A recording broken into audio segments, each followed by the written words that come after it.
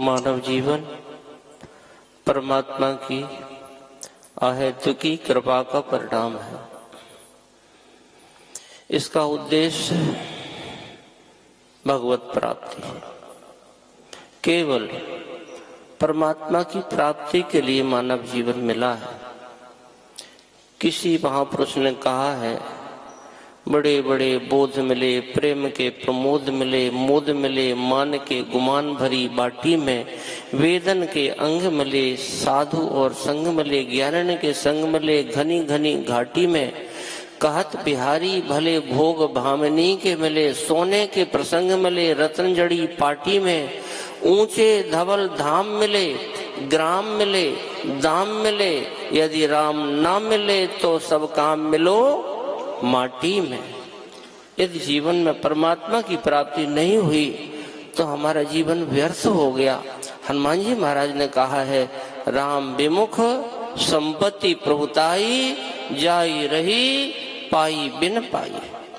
यदि परमात्मा नहीं प्राप्त इस जीवन में तो सब मिला ना मिला सब बराबर हो जाएगा, कोई महत्व नहीं है। और कैसे प्राप्ति हो परमात्मा की?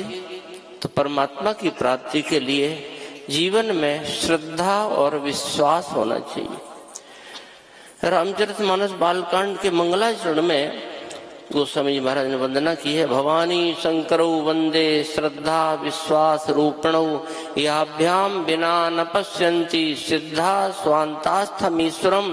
वो परमात्मा बहुत कहीं दूर नहीं बैठा है, यहीं बैठा है।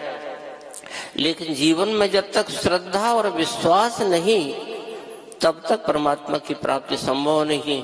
कोई कहे श्रद्धा विश्वास तो सबको है, यहाँ जितने लोग बैठे हैं सब श्रद्धालु बैठे हुए हैं। अगर श्रद्धालु नहीं होते तो यहाँ एक मिनट नहीं रुकते, सब श्रद्धालु हैं। लेकिन परमात्मा की प्राप्ति हो गई क्या, वो तो नहीं समझ में आ रही है। क्यों? क्योंकि हमारी श्रद्धा खंडित श्रद्धा है, अखंड श्रद्धा नहीं है। श्रद्धा पूर्ण होना चाहिए। रामचरितमानस में ही लिखा हुआ है, रघुपति भगति संजीवन मूरी।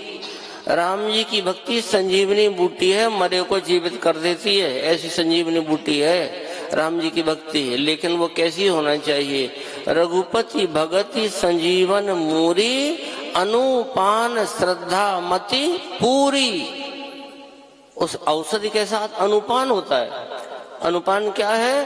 पूर्ण श्रद्धा होना चाहिए। हमारी श्रद्धा है खंडित, थोड़ी देर श्रद्धा रहती है, कभी पिता में थोड़ी श्रद्धा, फिर माता में श्रद्धा, और कुछ जहाँ हमारे प्रतिकूल व्यवहार हुआ तो सारी श्रद्धा खत्म हो जाती है। इसलिए कुछ हाथ लगने वाला नहीं है।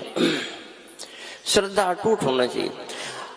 जो श्रद्धेय है, संतान के लिए माता पिता है, स्त्री के लिए उनके पति हैं, भक्तों के लिए भगवान है, शिष्य के लिए गुरु हैं, ये हमारे श्रद्धेय हैं।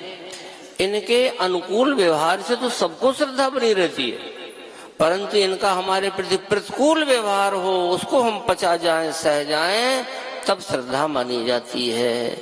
यहाँ तो भक्तमाल का विषय है। भक्तमाल में 4 के प्रति श्रद्धा। कौन कौन? भक्त भक्ति भगवंत गुरु चतुर नाम बपु एक, इनके पद वंदन किए नासै विघ्न अनेक।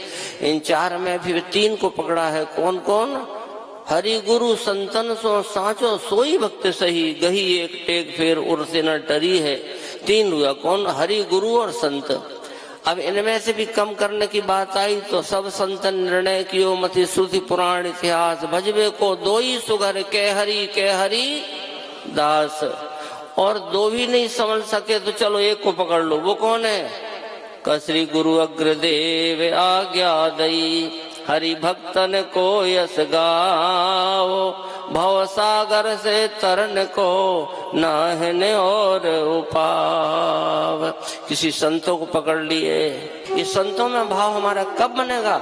जब हम भक्तमाल का अनुशीलन करेंगे, भक्त चरित्र पढ़ेंगे। अपने घर में भक्तमाल रखना चाहिए।